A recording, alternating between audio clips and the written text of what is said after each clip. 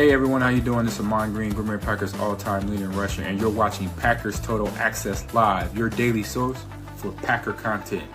Go Pack, go!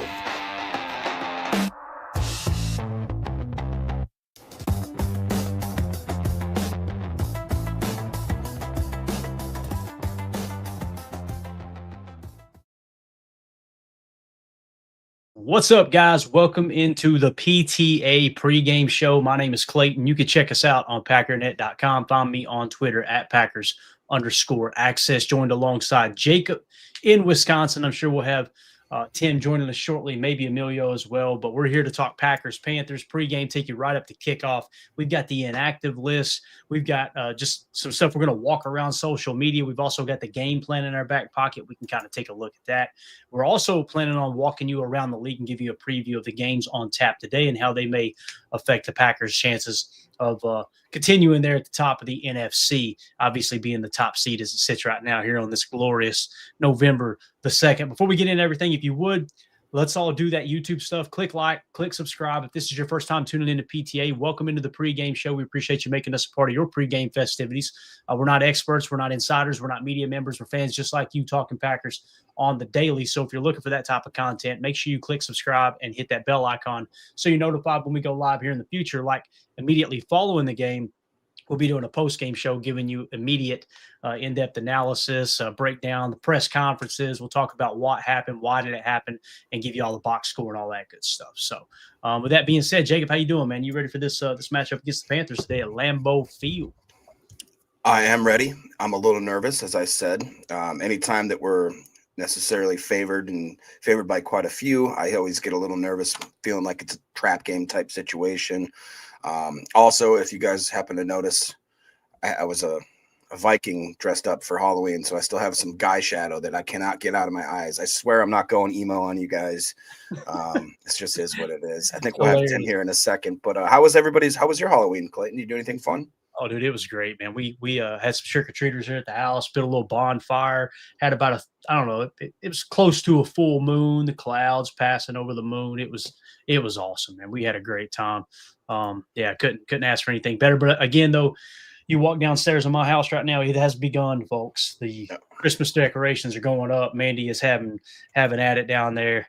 I don't know how many trees we'll have this year. I want to say last year it was well over 10, usually is. So there will be trees all over 10 this crib. Yeah, dude. There's one in every room, man. It's wild. It's absolutely wild. So it's good though, man. I wouldn't have it any other way, man. I'm a very festive person myself, believe it or not. But let's do it, man. Let's jump into the inactives real quick. We got Tim joining us. What's up, Tim? Good morning to you, sir. What's up, guys? Happy birthday, Jordan Love. Let's go. Game day. Thunder.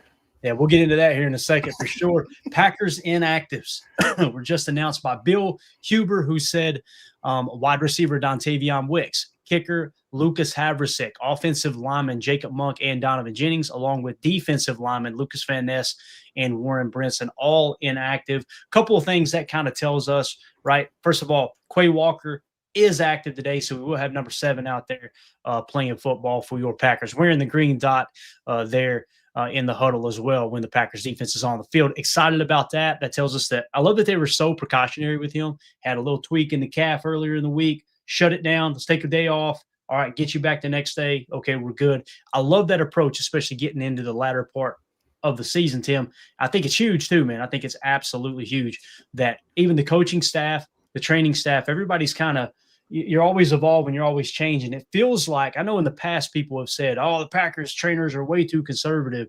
I disagree. I feel like we've been too aggressive here lately. Obviously with Bakhtiari, what happened with him, Christian Watson last year, allowing him to go out there. But I think this is a kind of a step in the right direction. The fact that they were so cautious with Quay, and hey, no big deal. He's going to go out there and play today, Tim. Yeah, that was we talked about that last night a little bit, right? My gut was telling me Quay was going to go, and our boy McMoney was going to go as well, as I see they're holding Havrisek out again this week. So it's probably good news. Hopefully McManus is improving, and hopefully Quay's calf was not serious, right? They're going to run him out there, and let's go get the dub today. Yeah. What do you think, Jacob? How you feel about where the injuries lie here? Obviously, Lucas Havrisek being inactive, that means our guy, Brandon McManus, is going to go out there and kick again. Hopefully he's a little bit healthier than he was last week, obviously missing a couple kicks there in Pittsburgh.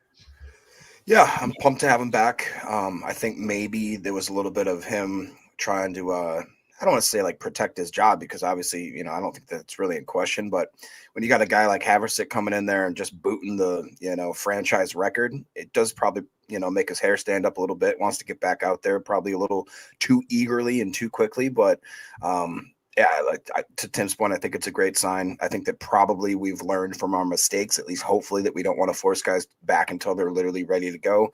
And to quote some weird Bear guy, I think he's ready to go. There you go.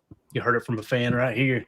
So there you go. Again, the inactives for the Packers are Dontavion Wicks, Lucas Haversick, offensive lineman Jacob Monk and Donovan Jennings, along with defensive lineman Lucas Van Ness and Warren Brinson. No, Get ready to go. I didn't forget about you, Jacob. I was waiting for it. So I'll tell you who else is up for the game today. I want to give a shout out to Jacob Morley for finding this. He posted it immediately. So this image you're seeing right here is from Edgerrin Cooper's IG story today. Things are about to get spooky at Lambeau today. Obviously, as you see, our boy Edgerrin Cooper is ready to go out there and hunt. Jacob, I think this is a game that Edge could have a big game here. I really believe that, because they're going to try to establish the run early, I would imagine. If you're bringing kind of a cage rush, that tells me they'll probably force Bryce Young to throw from within the well and try to keep him in that pocket. If that's the case, along with the run game, you may see Edgerrin Cooper. Don't be surprised today if Edgerrin Cooper has a big game, man. Yeah, no, I agree. To your point, I believe that they will try to establish that run. Rico Dowdle, Chuba, and that kind of bunch there. I mean, I listened to Ryan's podcast, and he was breaking down too how even if they do decide to try to attack us through the air, other than Tet and our guy Xavier Leggett, there's not a lot going on there as far as their receiving core there. But he also highlighted the fact that, Bryce Young, for whatever reason, we've kind of seemingly faced quarterbacks that are really good at getting the ball out quickly. Like I'm talking within a matter of seconds kind of stuff. And Bryce Young is a little more in the middle of the rankings as far as how fast he gets the ball out. So if we do force him out of the run game, even though Bryce Young is kind of mobile and could probably, be considered a running threat type quarterback, I do think that we're going to put some pressure on this guy. We could, I think we could maybe see another multi-sack game, which I'm excited for. Yeah, I could see that too, man. Again, I think, I personally think that the numbers, the analytics suggest that unless we get out to a big lead and they're really forced to pass a lot more, I think that Bryce Young will do a good job evading sacks and getting the ball out. It seems like, if my numbers were correct, on the season, Carolina was averaging 2.4 sacks per game that they were giving up. With Bryce Young in the lineup, it went down to 1.4, I believe. So Gotcha. Just keep that in mind. That may change. We got a super chat here from Aaron Rodgers. Our Aaron Rodgers, not the Aaron Rodgers, says, "Morning, PTA. I called the Tucker Kraft game last week, so I'll call a Josh Jacobs game today. Should be able to run the ball. Go, Pack, go." Appreciate it, Aaron. So Josh Jacobs, I think you're going to be able to run the ball too, but I'm also wondering, with his calf injury, if you jump out to an early lead, start to taper off the carries for him and get Emmanuel Wilson a little more involved. I don't know if Emmanuel Wilson has an over-under or not. I think the table is set for exactly what you're saying, Aaron, for Josh Jacobs to have a big game. But, Tim, if we get out to a 2-score lead, man, protect Jacobs, right? Let that calf continue to heal up a little bit, because as we talked about, man, typically calves lead to Achilles, and we do not want that problem. Absolutely. And we got Philly coming to town before you know it. It's going to be a battle there as well. So I think you're right. Let's try and establish that ground game. Let's get a little cushion, and then let's play the clock game the rest of the game and leave with the dub, and hopefully as healthy as we can. Josh Jacobs not the only one dealing with some nagging stuff. So we want to be as healthy as we can going forward. I agree with that approach. Let's try and get it done early, get a lead, and get out of there with the dub. And to your point, Clayton, Emmanuel Wilson does have an over-under of 29.5 yards per prize picks. That's interesting there. That's interesting. What's Jacobs at, if you don't mind me asking? Jacobs is going to be at 65.5. So they are seeing him probably having a little heavier load as well. But and then just for good measure, Jordan Love, 9.5, slamming that over. There you go. Yeah, if I had to pick between those two overs, I think I would go Emmanuel Wilson, but boy, oh boy, I'm with Aaron though. I wouldn't be surprised Josh Jacobs has a $115 today or something. You know what I mean? And if it's a close game, he's going to stay out there, obviously. And last week you had Pittsburgh loading the box on Jacobs, lighting in the box when Emmanuel Wilson was in the backfield. I wonder if you'll still get a little bit of that, or maybe Carolina looks at it from a different perspective too and says, hey, that didn't work for Pittsburgh. Maybe we should take the opposite approach and just focus on stopping the pass and make them throw into coverage, them being the Packers, and just kind of give them the run. That could happen too, right? So it's going to be fun to see how it all unfolds for sure, man. I know Wes Heikowitz showed a shot of the stadium earlier this morning. Love it when he gets to the stadium early and posts this stuff. So you can see here, beautiful shot just panning of Lambeau Field. Tim, what's the weather like up there, man? Is it chilly this morning, or is it going to get up in the 50s? What's the latest we've heard there, man? It's a bit chipper. I mean, I'm on the east side of Green Bay, so about 15 minutes away from Lambeau. It's chipper. It's like high 30s, low 40s. There's a lot of wind. It's a breezy day. So, you talk about the kicking game. Look for that trademark 1265 swirl in the lower bowl with the place kicking today. So, but it's a chipper fall day in Green Bay. Perfect football weather. Sun's shining. It's beautiful, man. Yeah, Chris in the chat says a high of about 50, man. That's perfect football weather right there. Yeah, a high of 50, but according to the weather app here, it says windy conditions expected around 12 p.m. Wind gusts are up to 25 miles per hour, which are making the temperature feel like it's 34 degrees. Yep. So maybe the kicking game's affected a little bit too, right? Could be the case. Yeah. So we'll keep an eye on that for you guys and gals as well. I want to hit this real quick. Dennis Shook in the chat. Good to see you, buddy. Says Matthew Golden breakout game incoming. What's the over under for Matthew Golden, Jacob? We got a number on that, man? Kind of put you on the spot. So he actually had an over under of the rushing at 2.5, which again is one of those that I would slam pretty consistently. I do think they want to use him on some end around type stuff there, but if you give me just 1 second here, I'll give you his receiving yard. Yeah, I'm eager to see. Tim, what do you think? Do you think Matthew Golden will have a big game today? I kind of feel like it's weird. I want Christian Watson to really break out in this game, his first game back at Lambeau after being hurt. But also, man, it would be awesome to get Matthew Golden up above 100 yards receiving too. That would be cool.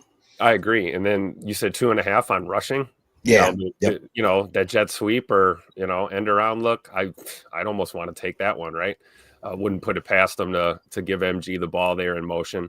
But I agree, Clay. We want to see all our guys do well, but I think the whole fan base has been waiting for that Matthew Golden over 100 yards, maybe a tutter or two type of game. And you never know. Today could be the day. We'll take it. Prize Picks only has him slated at 31.5 yards. Christian Watson's at 36.5. What? I think I'd hammer both of those overs, dude. I think I would hit the Christian Watson over the Golden, but you're right, Jacob. Maybe both of them, dude. Maybe just go ahead and smack. And again, it depends on what Carolina does, right? If they load the box, hammer the over. If we had a time machine here, right? But if they decide, you know what, let's just kind of play it balanced. I could also see it being something that we go out and rush for 200 yards today or something with how bad their run defense is for sure. So, well, good old Tupac LaFleur, what he says, right? Scared money don't make money. You got that right, man. You got that right. Let's talk about what you kind of hit on here, Tim. Obviously, it's Jordan Love's birthday. Adam Schefter put the tweet out. Packers quarterback Jordan Love turns 27 years old today, the same age that Bart Starr, Brett Favre, and Aaron Rodgers all were when they won their first Super Bowl with Green Bay. Is there something to this, Tim? We've talked about the parallels, man. The stats between him and Rodgers are so freaking close. We talked about Brett Favre and what they did when he turned 27 years old and that kind of breakout year for that Packers team as well there in 96. Same thing happened for Aaron Rodgers in 2010/2011. Is this the year, man? Is this the year that may happen? It could be, right? We don't want to get too far ahead of ourselves. We're in week 9, right? But things are starting to look that way. And it's interesting, like you said, looking at the historic parallels really between especially Jordan, Aaron, and Brett. But the 27-year-old club is a real thing. It would be something if we could get it done this year.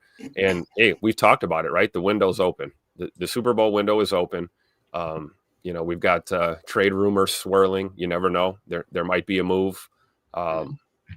Things are lining up. This team has every opportunity to bring Lombardi home this year. And what a great 27th birthday present, right? We'll get a dub today, and then we'll look back after this season hoisting the Lombardi Trophy at the parade, and we'll all remember Jordan's birthday victory and the journey that it took to the Super Bowl at 27 years old. That would be something if we hit the trifecta again, right?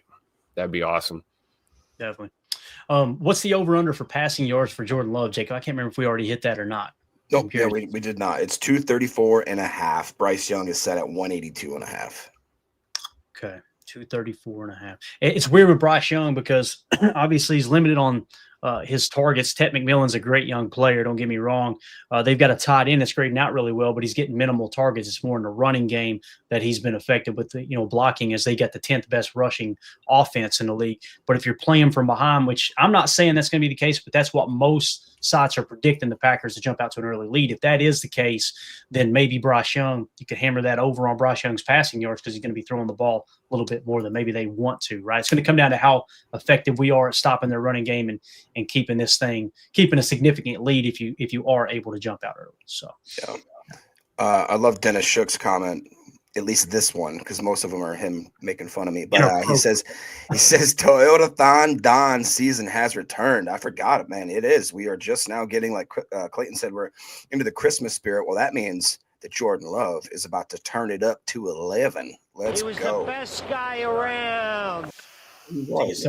Speaking of turning it up to 11, it's funny you say 11. I'm sitting there going, I wonder when Jaden Reed's coming back, guys. Is it going to be December? It might be this month here, right? But we were expecting him in the back half of the season. I'm just wondering how far along he's coming, because you seen him square up on the monster that tried to scare him on Halloween there, right in that video. So pretty quick. Looked like he still had the feet. I don't know. Monty's carrying his left a little low. That may hurt him in the later rounds. So, shout out Bob Euchre, my man.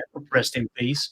But I don't know, man. The thought of Jaden Reed coming back to this offense sooner rather than later, along with Christian Watson being healthy, Tucker Kraft, which, by the way, out there in the new unis. Let's go, baby.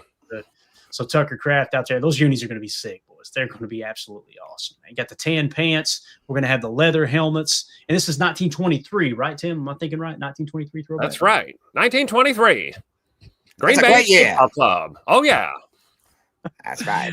What's the over-under on Tucker Kraft's receiving yards, Jacob? We got a number Tuck on that? Norris has 55.5. It just went down to 54.5 as I spoke, and it was up from 53.5 about 10 minutes ago. So line's moving around a little bit there, but again, is it just me, or does his number just seem like every week goes up a little bit more, Jacob? Am I wrong there? Oh no. It's stonking like a stock market, man. He's rising. Yeah. Jake G126 with the super chat. Thank you, Jake. Appreciate you, buddy. So if the Packers do pursue a defensive tackle or a cornerback in the trade market, which one do you think would be more impactful, more pass rush or more coverage for this defense? For me, the one name that keeps being mentioned in defensive line, and we talked about in the early show, if you guys did tune in, T'Vondre Sweat. If you had me choose between a DB or T'Vondre Sweat, I'm going T'Vondre Sweat. And listen, T'Vondre Sweat is off to a solid start as a young player, being the second year in the league. First year graded out, I think he was the best defensive tackle in that draft in terms of PFF grade at the end of the year. Still grading out a 70 this year, was banged up early. Now he's healthy. I think he's played in the last 2 games, if I remember correctly. If you guys watched the morning show, I did an early morning show because just had some information coming in about the trade deadline and everything. Obviously, Easton Butler reported the Packers called the Titans about Sweat. He also reported yesterday, or on Halloween, I think it was, that teams had approached the Packers about Luke Musgrave. And I mentioned on that morning show that I have a buddy in Nashville who season ticket holder. He asked me, hey, are y'all shopping Musgrave?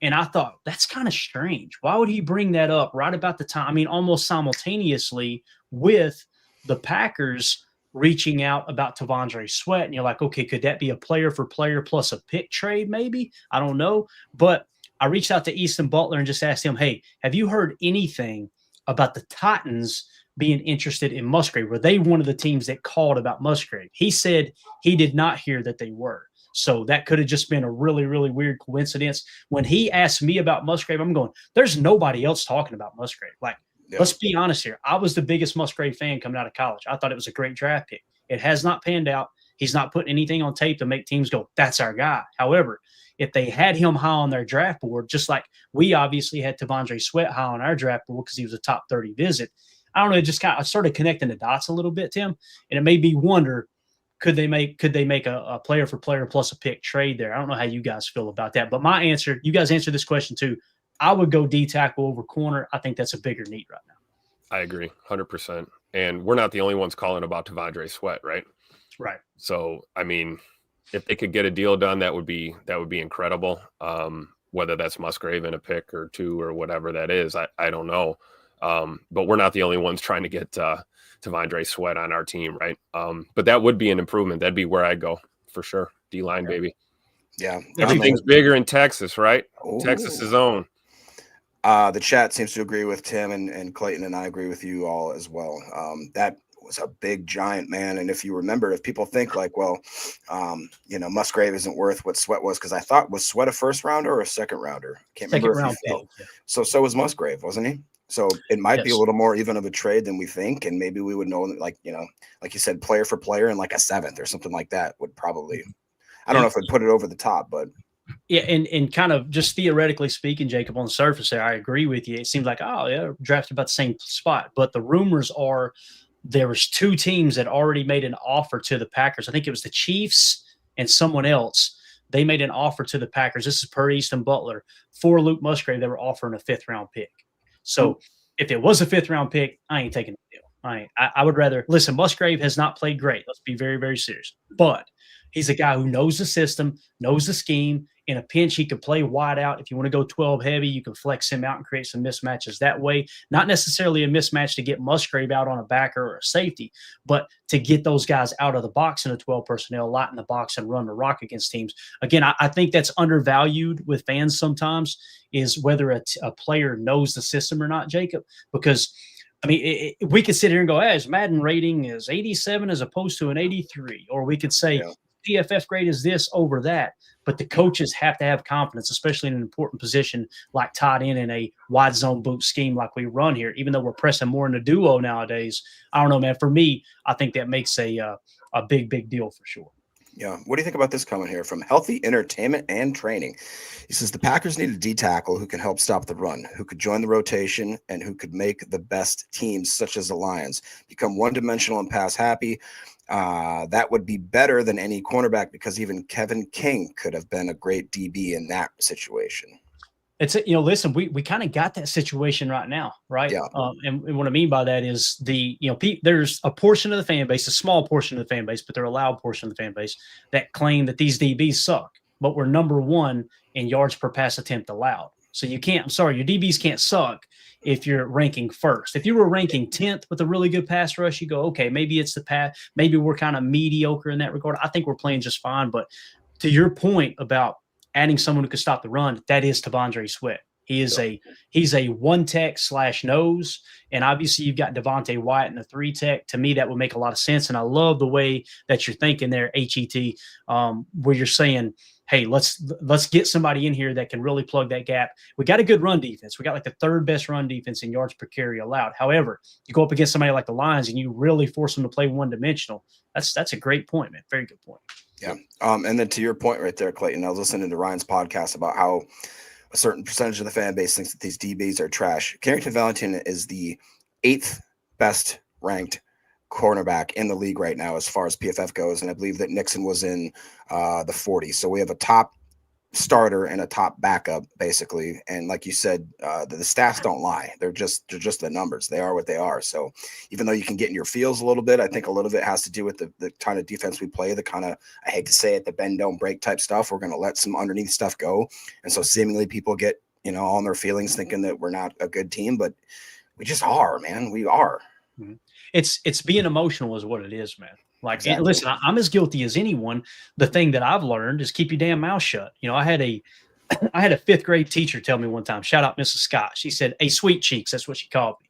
She said, hey, sweet cheeks. She said, how about you let that bounce around in that skull of yours before it comes flying out of your mouth? I use that to this day in my marriage. I use that in business dealings. I use it when I'm at the grocery store. I go, probably shouldn't let that one slip, Clayton. Let's leave that one in there. But again, fans get so emotional and they tweet and they text. It's Jacob talks about it all the time. It's why I don't text on game day much. I might throw a specific statistic out there or whatever. I'm as emotional as anyone. But man, it's just so embarrassing to hear people go on this. It's just negative. We got a few. I shouldn't say this, but I'm going to. We had people ask, can you create the post-game stream early so we can chat with each other in the post-game stream? So we did. So I did that, and I've got the screen up in here, right? And I can see the chat going, and I'll throw in a stat. Here's the middle eight, or hey, man, great play there, whatever, And there's a couple of turds that's just negative, negative, negative, negative, negative. You want to do that? That's cool. You're just not going to do it texting me. You're not going to do it on my live stream chat. What it's called is an energy vampire, right? Is what people call it. Back in my wilder days, we called it a buzzkill. You know what I mean? You get a little something going, you're having a good time with your friends, and there's that one that just wants to bring everybody down and this and that. I'm sorry, man. There's just no place for that. You do that, you're going to get your ass kicked. And then you're going to get booted. And if people, we should have our own, I got you. You can have an opinion. You're just not, listen, this is the equivalent of you coming to my house, knocking on the door and going, hey, man, I got a can of trash out here. I'm going to dump it right on your head. Open the door.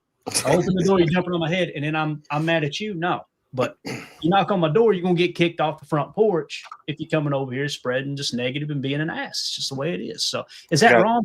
Probably, but I'm not gonna do it. We got Emilio in the chat commenting negative. So Get him he's out one of those guys. We gotta boot him. Get him out. And he also said turds float to the top of the punch bowl. You go. Get on the stream, Emilio. What are you doing? Yeah, what are you doing with your life, Emilio? You're acting like you got friends over there. I bet you he's in his whitey tighties on his car bed, eating a bowl of cereal, getting ready to watch or play a game of Madden or something like that. Let's go, Emilio. Grow up. I'll tell you who ain't in his whitey tighties, and that's our boy Brandon McManus hitting from 55 pregame at Lambeau. Look at this. Love to see it, right? Now, I got you one even better. How about to the south end zone here, Tim? Our boy Brandon McManus, and shout out to Bill Huber for throwing this one out. Look at our boy hitting from 58 yards. Nice. Oh, looks pretty good. Looks like he got plenty of legs. Got room to spare, too. Holy. Yeah. Not bad, kicking right there at the midfield mark. So, listen, I hope it don't come down to a crucial field goal. Obviously, you should be able to handle business today, although any given Sunday, anything can happen. But it's funny, man. I'm a Notre Dame fan, too. And watching them beat Boston College yesterday, they won by, I think, 14 points. I think the line was 13 points, similar to ours today, if I remember correctly. At least it started there. And the fans are acting like they lost that game. I'm like, y'all, man, how many upsets do you see every single week, both in pro and college, before you accept the fact that this is how it is, man? Get the dub, right? Yep. I don't understand that mindset, Tim. I just can't get on board with that. That it's just, well, it's like people have been responding to my tweets this week. Well, you better not play down to the Panthers. What are you talking about playing down? This is the National freaking Football League. You don't play down to anybody in this league. Sometimes people have a great scheme and they show up to play, Tim. That's just a reality. Yeah, they get paid too, right? One of the main reasons why it's so good to see McMoney hitting from the logo here, because for all we know, this game could come down to something like that. It's football. It happens. Get the dub, period. Yeah, completely agree. Jake, you got anything to add to that, sir? Not necessarily that, but B. Timmy just wanted to highlight that Clayton did a great job on the NFC roundtable this week. Really enjoyed that as well. So props to you, Clayton. I appreciate it, man. It was a lot of fun. Those guys, that's easy. They made it very comfortable, and obviously just jump on there and talk a little ball. I got some good feedback, though. It was these guys are funny, man. They're funny. They're good dudes, man. And by the way, Nick, shout out to Nick. He's a Bears fan. The only negative thing about him, but man, he's got the best Trump impersonation. It's so you get random messages from him during the week because I'm in that chat because Baz added me in there so I could fill in for him when he's out of town. Which shout out to Baz tying the knot. Let's go, dude. Best decision you could ever make, sir. Love it. Absolutely love it. But yeah, Nick and those guys are great. Nick, and then Dion's a Lions fan, great dude there. And you got One Bar, who's the Vikings fan. They are not like the people you run into on X, that's for sure, man. They've actually got some integrity, and I'm sure they see my tweets sometimes like, I don't like Clayton, he's an asshole. But to be honest with you, man, it's you got it. Once again, somebody knocks on the front door, I'm going to answer it. You know what I mean? So it is what it is. Let's go around the league. What do y'all think? Let's see some of these games we got going on today. That sound good to you guys? Yes. All right, let's jump into it. This is one of my favorite parts of the week, man, to be honest with you. I love kind of seeing what's going on across the rest of the league. We'll hit the standings here in just a second. Here are the games that are on tap today. It sucks. We got all of the NFC North teams playing in the 1 o'clock window. Jacob, I know you're excited about watching Vikings Lions up there. Don't get me started on that. If you live in Wisconsin and pay state taxes, I should be able to watch Wisconsin TV. That's all I'm saying. Jacob Bus 2028. There you go. Count it. All right, so Bears at the Bengals, 1 o'clock game here. The Bears are 4-3. The Bengals are 3-5. Tim, this would be glorious if the Bengals could pull this off, man. Wouldn't it be awesome to see them send the Bears back to 4-4? Because they're kind of spiraling a little bit. They came off of a high, went into the bye week, got another win out of the bye week, and then they dropped that one last week to the Baltimore Ravens. So I think it would be absolutely awesome if you've seen the Bengals beat the Bears. And it is in Cincinnati. We know anything can happen like that, man. Yeah, absolutely. We'd love to see the Bears get that 4th loss, man. That would help things in the division for sure. And yeah, I think Cincy's due for a win. They're at home. Go Bengals. Let's go. What do you think, Jake? You think the Bengals got a chance to beat the Bears, Jake? I do, because they're led by the one, the only Joe Flacco. And he's going to come out. He's going to stomp those Bears. He's going to I almost said a bad word again. He's going to knock over their porridge. Let's say that. There's no Goldilocks in this room. I think that the Bears are going to have a rude awakening, and it'll be fun to watch. There you go. Next game, again, the Vikings at the Lions. This is a 1 p.m. kickoff, 12 Central Lambeau time there. It's going to be on Fox. By the way, Bears-Bengals on CBS. Vikings at the Lions on Fox. The Vikings are 3-4. They're in a hell of a tailspin. The Lions are sitting at 5-2.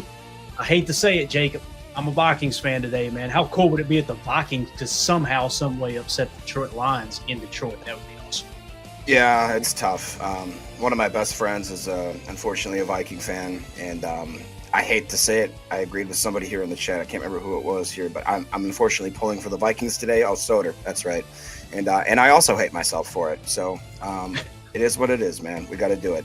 Happens to the best of us. What do you think, Tim? Do you think the Vikings have a chance here? I don't know if J.J. McCarthy's playing in that game or not. Carson Wentz is now on IR, though, but Lions seem to be playing good football. We got to give credit where credit's due, and I know you're not the person I should be telling that to because you despise those Lions fans. I do. I can't stand Detroit, but, I can't stand Minnesota either. It's going to be tough. They're playing in Detroit. It's a tough place to play. We know that. We're familiar with that. But, yeah, the Lions getting a 3rd loss would certainly help us in the division. But if I was betting, man, I'd probably be betting on Detroit in that one, unfortunately. But go Vikes, I guess. There you go. All right. Next, obviously, you got the Panthers at the Packers. The Panthers are 4-4. Packers 5-1-1. We pretty much covered that one, I believe. Next, you got the Chargers at the Titans in the 1 o'clock window. Chargers are 5-3 going into the 1-7 Titans. I'm rooting for the Titans to lose this game, so maybe they do come off of Devondre Sweat, right?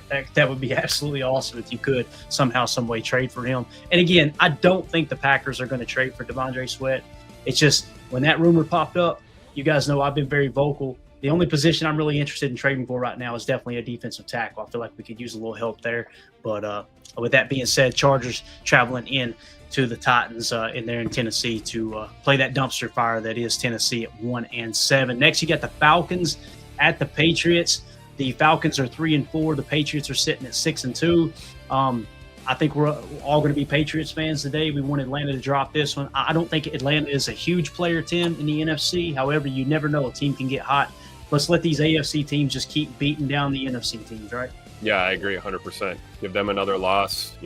7 teams make it. All the help we can get from AFC opponents would be great. Plus, New England's playing damn good football right now. I just, at home against Atlanta, I probably see the Patriots taking this one. What do you think, Jake? Yeah, I agree. I think that one of the most underrated players in the league right now is Drake May, the way that he's playing as a young quarterback. Also, I don't know, maybe the Bears, did they decide to take him? No, they didn't. Never mind. He's slated at 218.5 passing yards, and somebody in the chat had mentioned earlier that Flacco may not play. I think he will because they do have him slated at 239.5. But back to the Falcons, like to Clayton's point, that's a team that has a lot of pieces in place, so they could get hot. So having them take another loss today would be definitely helpful. Yeah, no doubt about it, man. Next on the docket here is the 49ers at the Giants. All right, so the 49ers are sitting at 5-3 going into MetLife Stadium. The Giants are 2-6. This is 1 o'clock kickoff on CBS. I know I'm pulling for the Giants. Do you guys agree? It's going to be tough out there without Scatterbo, obviously, being out for the year. But maybe Jackson Dart can rally those guys and get an upset win here, Jacob. If the Giants do defeat the 49ers, that would help the Packers extend a little bit more of a lead over the 49ers in terms of at the top of the NFC with them being at 5-3. Yep, completely agree. It looks like Mac Jones is going to get the start again, slated at 243.5, which is kind of crazy. Jackson Dart, 209.5. And to your point, man, Lucas Scadaboo is tough. That guy's such a freak that if you notice when his leg was sideways, he's like, help me up. Like, no, dude, you need to sit down. Losing him, the absolute monster that he is going to definitely be probably not great. But if the Giants can squeak one over the Niners, I'm very, very excited about that. What about you, Tim? Yeah, I'll co-sign that for sure.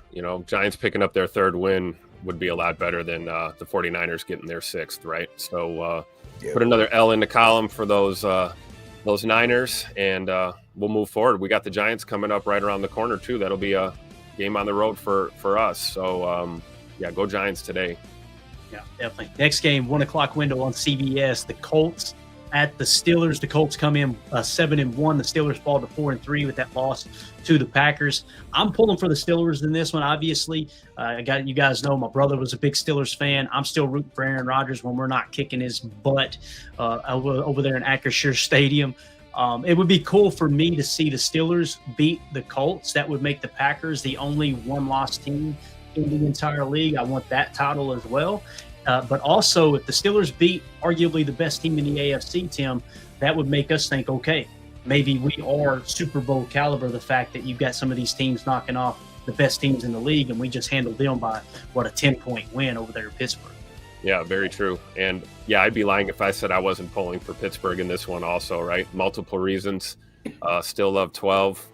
He can wear 8 over there, but he's 12 for us forever. The Colts getting that second loss, that'd be huge for the overall grand scheme of things. But you and I talked offline about it. Wouldn't it be sweet if we got a Packers-Steelers Super Bowl again this season? So seeing Pittsburgh get it done against the Colts, who are red hot right now, would be awesome. So go Steelers today for that one. Yeah, I agree with that completely. Their Aaron Rodgers, not ours anymore, is slated at 233.5. What was more impressive and funny to me is watching the Vikings pregame local coverage here, and they were absolutely apoplectic about the fact that they let Danny Dimes, a guy like him, go off their season from the season before, and as well as Sam Darnold. So 2 of the top performing quarterbacks in the league. We'll see if JJ, believe gets the nod today. We'll see how that works. Yeah, definitely. All right, up next, you got the Broncos at the Texans. Denver comes in 6-2, traveling to Houston to play the 3-4 Texans. I think the Broncos probably win this ball game. However, it would be cool to see the Texans knock them off as well. The Broncos are one of those teams, me personally, I enjoy the Broncos. I love that they play outside, at least right now. I think they're going to get a dome eventually, but I love that they're an outdoor weather team, cold weather team, that type of thing. But I think the Broncos take care of business today in Houston. Next, in the 4 o'clock window to kick it off, Jaguars at the Raiders. The Jaguars are 4-3. The Raiders are sitting at 2-5. That'd be a really interesting game, because if the Raiders somehow, some way beat the Jaguars, there's been rumors that they're shopping Brian Thomas Jr. At least teams are reaching out about Brian Thomas Jr. If their season does kind of go awry, and Liam Cohen doesn't see Brian Thomas Jr. as a good fit for what he wants to do in Jacksonville, Jacob, that might be the type of win that sparks them to trade away the star wide receiver. Yeah, it would be an odd move in my opinion, but this is the NFL. Some crazy stuff happens. It looks like Geno Smith's going to get the nod, and he's been playing very shaky compared to what he did last year, when all of a sudden people thought he maybe came to a new type of pinnacle. Trevor Lawrence is slated at 235.5. Geno's at 225.5. I think that's going to be a pretty good matchup there. There you go. All right, next you got the Saints at the Rams. The Saints are sitting at 1-7. The Rams at 5-2. 4 o'clock kickoff on Fox. I'm pulling for the Saints, but boy, oh boy, do I think the Rams going to spank that booty today, man. The Rams are playing pretty good football, sitting at 5-2. But yeah, if the Saints could somehow, some way here, Jacob, knock off the Rams, that could help the Packers tremendously. The Rams would fall to 5-3 and help the Packers extend a little bit more of a lead over top of one of the better teams in the NFC. Yeah, absolutely. I had to be honest. If I was scared of one NFC team that I think that a lot of people maybe don't necessarily put a lot of faith in, it'd be the Rams. The Saints are the Saints. It looks like Tyler Shuck, which I'll never understand that spelling, is going to get the nod today. It's slated at 194.5. Matthew Stafford, who just steady Eddie as they come, as the quarterback position, he's slated at 255.5. Obviously, they got the pretty good offensive weapons there and some pretty good guys on the defensive line too. Definitely. Yeah. What do you think, Tim? You think the Saints have a chance to knock off the Rams, or that's going to be an uphill battle, isn't it? Geaux Saints. Go Saints today, but no, Rams by 40. Yeah. there you go. Maybe they got Bobby Boucher. You never know. You never know. Playing the football. Yeah, football. Oh, boy. Football is the devil, Bubby. All right, next you've got the Chiefs at the Bills, 4:25 kickoff. That'll probably be the Tony Romo, Jim Nantz game of the week, I would imagine. Chiefs come in 5-3. Don't look now, boys. Chiefs are 5-3. It's happening again, and it pisses me off. But they're coming in at 5-3 on the road at Buffalo. The Bills come in at 5-2. Man, if the Chiefs pull this one off, all of a sudden, the Chiefs surpass the Bills in the standings there in the AFC. Wouldn't surprise me one bit. Tim, how do you see this one, man? Because I think both teams are playing pretty good football right now. Sucks to see the Chiefs back, back towards the top of the AFC, but here we are. Yeah, it's an Andy Reid football team, right? Can never count them out. Regardless of who's available, they find ways to play as a unit and get it done. But yeah, that being said, go Buffalo, right? I hope the Bills get the dub today. They're at home. So that should help a little bit, playing in the friendly confines of their last year in their stadium, I believe, right? Buffalo will be getting a new facility next year. It'd be nice to see the Chiefs get their fourth loss. But that being said, I don't know. This could be a close game, though, down to the wire. Definitely. What about you, Dick? I don't know if you guys ever heard a guy named Patrick Mahomes, all right? He's slated at 271.5 passing yards, which is the most of any quarterback starting this week, going against obviously Josh Allen, slated at 231.5. Like Coach Lynn says, the Chiefs are just so annoying. I can't help watching them. I can't stand the way that the announcers like Collinsworth just gush over them constantly. I can't stand Taylor Swift in the stands and Kelsey. I just want them to go away. Unfortunately, they're not. All right, moving along here. We got the Seahawks at the Commanders in the Sunday night game of the week. The Seahawks 5-2, Commanders sitting at 3-5. I wouldn't write the Commanders off. I think there's a chance that they could win this ball game at home on primetime. I'm definitely pulling for the Commanders here, Tim, because obviously Commanders can knock the Seahawks down. Same thing applies with the 49ers, some of these other teams toward the top of the NFC. We want as much ground as possible at the top there to try to lock up the number one seed as we get in the second half of the season. Yeah, absolutely. And again, Washington at home. Seattle's a tough place to play. So they're at home. Best chance they're going to have to get the dub today. And we'll see how they play. I believe they're wearing their throwbacks today also. They got like 80% of their uniform. Are they allowed to do that too? Yeah, just the jersey and the pants though. But anyways, go Reds or whatever. Redskins. Say it. Oh, Tim said it. Oh, I said it. Oh no, hey, it's throwback day. They're the Redskins today. So hopefully Washington gets that dub. Yes. Seattle playing some good ball too. That's another team in the NFC. So hopefully Washington gets it done. That's a fact. Okay, first of all, go ahead, Jacob. I'm sorry. No, this is very important. Ron Sample says, Jacob Closet Swiftie. Obviously, we all know that's Tim. It's been a long established thing that Tim is a Swiftie. We all know. Who? Unbelievable, man.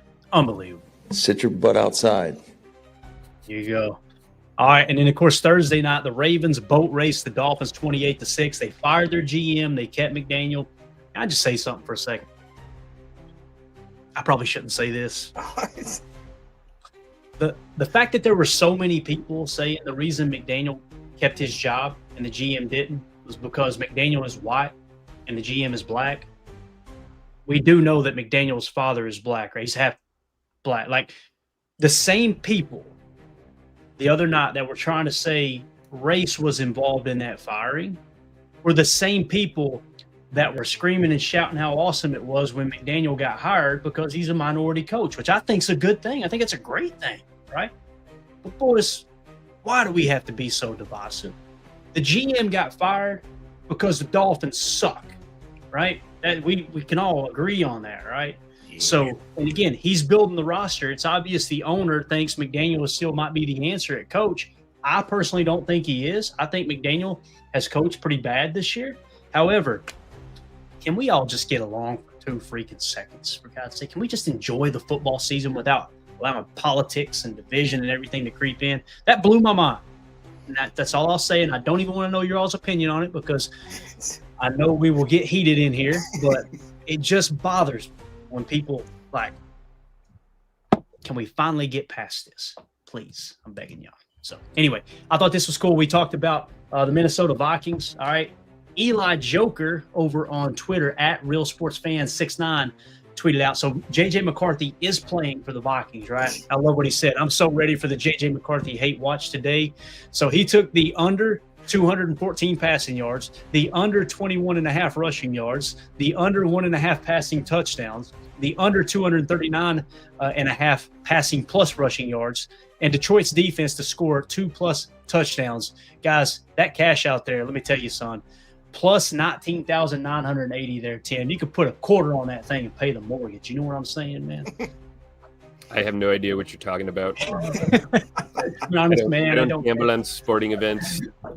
Anyway, I thought that was funny. So, Jacob, we did get confirmation. JJ McCarthy is playing, right?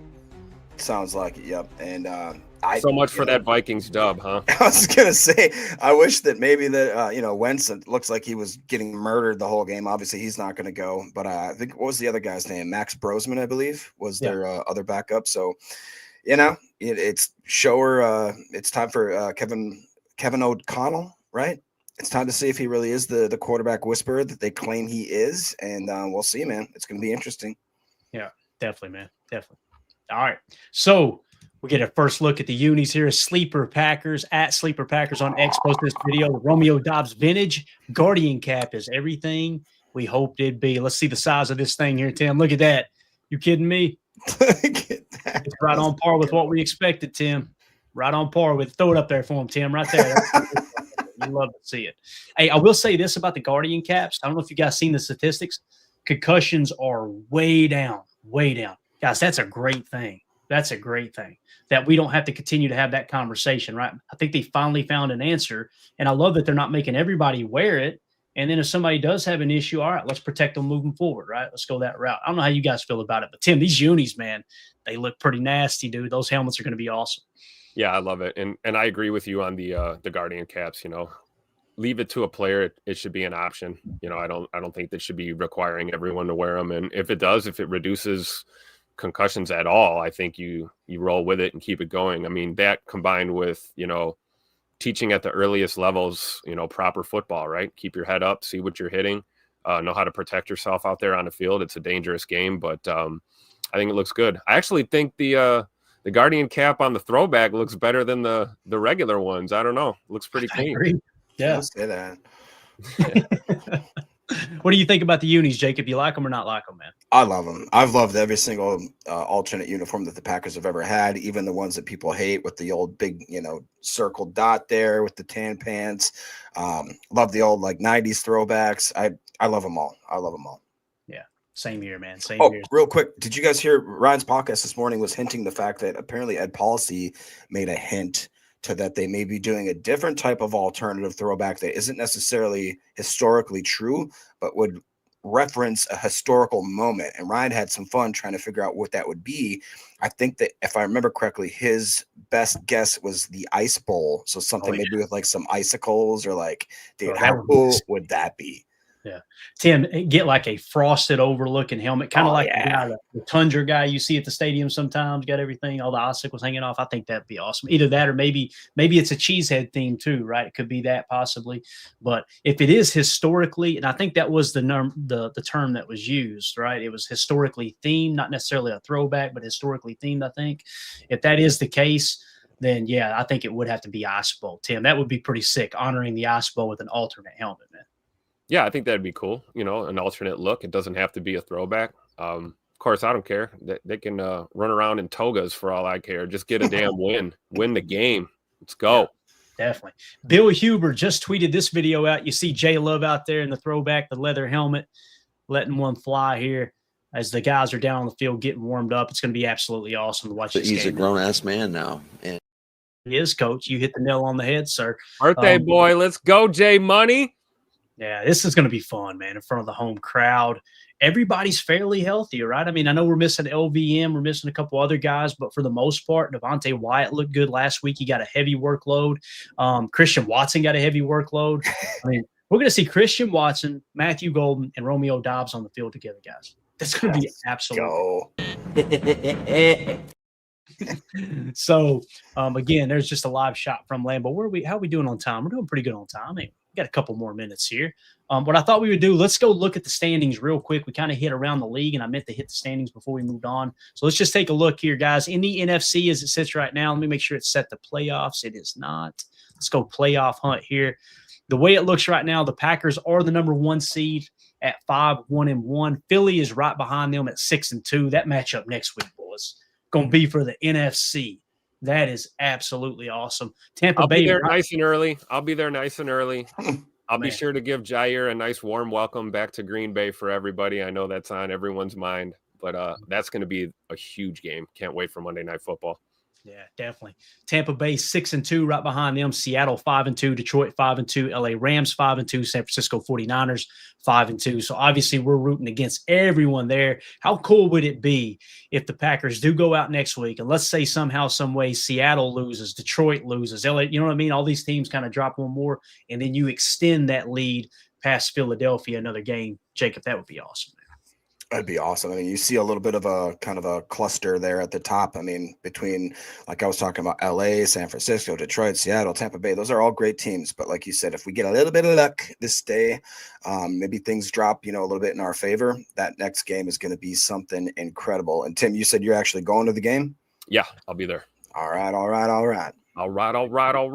It's so true. We need a little thing, to fall our way, right? You need a little help here and there, but you got to focus on your work, right? All we can do is win ball games and hope the chips fall in our favor when it comes to the rest of the league. But today could be one of those days, man, where we can secure this win at home and have a couple division rivals catch a loss. Some things go our way, and we're looking pretty good going into that Monday night game against the Eagles. Yeah, and just an update from our eye in the sky, our guy on the sidelines, our on-field reporter Emilio says wind gusts up to 30 miles an hour today in Green Bay. Glad you could join the podcast on the comments there, buddy. Yeah. Emilio said the wind's going to be gusting over 30 miles an hour. Hold on to your tortilla today, gentlemen. Not let the wind grab your tortilla. Let's go back to the AFC just real quick. Take a glance. The Colts at the top there at 7-1. Patriots and Denver Broncos are in the 2-3 spot at 6-2. And then you got the Pittsburgh Steelers at 4-3, obviously leading their division. They're technically the number 4 seed right now. Buffalo Bills at 5-2 at the 5 seed, 6 seed, 5-3 with the Chargers. And then there's those Kansas City Chiefs that just won't go away in the 7th seed at 5-3. So going to be really, really interesting. Once you get past Jacksonville, man, it's kind of cheeks there in the AFC, but we know 2 or 3 weeks down the road that could flip. So that's how the AFC looks right now. Let's go back to the field. You guys want a little pregame festivities here? Just get a little Carrington Valentine dancing as Bill Huber threw a tweet out. Look at our boy out there getting them going. All right. Dooney's looking good. Quay looks good. Tim, let's do an injury breakdown here on Quay. Let's see if the calf is feeling better. Watch Quay, number 7 there on the right side. How's he feeling? Got them country boy moves. Let's see here. Calf checked out. We're good, Tim. We're good to go. He's fine. He's fine. Let's go, Quay. The guys seem to be buzzing. Look at Guys seem to be buzzing, Jacob. I'm liking the way we're feeling going into this, man. Absolutely. I mean, the old adage goes, look good, feel good. I feel like that when they have these unis, I want to say, I could be just talking out my butt right now, but I think that we're have a really crazy winning percentage when we are in these alternate uniforms. So let's go. I don't know exactly what the record is, Tim, but it does feel like every time we put on the throwbacks, man, we take care of business, right? Absolutely. And it does feel like the piss is hot. Might be a little chilly up there today, but I think the boys on defense, looks like the piss is hot today. They're turned up. Let's go. Tim, you're going to be so disappointed in me. Uh-oh. I had to axe the piss is hot audio. Man, we're running out of room. We got new material coming in, right? We had to axe it. You hurt me, Brett. Absolutely perfect. All right, guys, that's going to do it for the pregame show. You guys got anything else y'all want to hit on before we wrap up here? Anything at all? Go Pack, go, baby. We're going to party like it's 1923. Let's go. Oh, man. That's right, Tim. We're going to have ourselves a soiree. That's right. We're doing it for Buckets Goldenberg and the boys today. I mean, sipping some illegal whiskey, looking at the Go grab one of these. Thank you, Mrs. G, for the throwback. Oh, Lord. Please. Oh, that's awesome. Nice and toasty for these fall days. Check it out at the Pro Shop, man. They got a lot of cool stuff up there. I don't know if Tim's about to bale hay or win a damn football game, man. I love that. Hey, we might do both. Let's go. There you go. There you go. Which, by the way, last night dinner we went to a place called the Grace Meadow Farms. It's Grace Meadow Church right there, and this family owns a farm up there. They just turn it into a restaurant, a big kind of venue. Man, that food was so good, dude. Their fried chicken. My grandma would slap the hell out of me for saying this, but Mama Grady, their chicken was better. I'm sorry. It was. It was better. You just said it on a live stream. You're in trouble now. Yeah, don't come back and haunt me. Mama Grady didn't make the cut. She's been gone for a while now, Tim. I think we could, but one day she's gonna spank that bottom when I get to the other side for saying that. Built the ass. That's right. Shoe the ass, belt the ass, coat hanger the ass, whatever it takes. You know what I'm saying? You gotta get the job done. But thank y'all for joining. Yeah, wooden spoon. Man, they got creative back in the day, boys. You kids nowadays have no idea. And it shows sometimes too. But anyway, we'll get out of here. We'll see y'all for the post-game show. As soon as the game wraps up, same as always, if for some reason we're up by 3, the number is 3 scores. If we're up by 3 scores in the 4th, we'll go live early. But until it gets to that point, never count your chickens before they hatch, right? So we will see you guys for the post-game show. Make sure you hit like, subscribe, click that bell icon so you're notified when we go live here in the future. Like the post-game show later on this afternoon. Everybody enjoy the game. We'll see you later. Here we go. Nice. Bye, guys.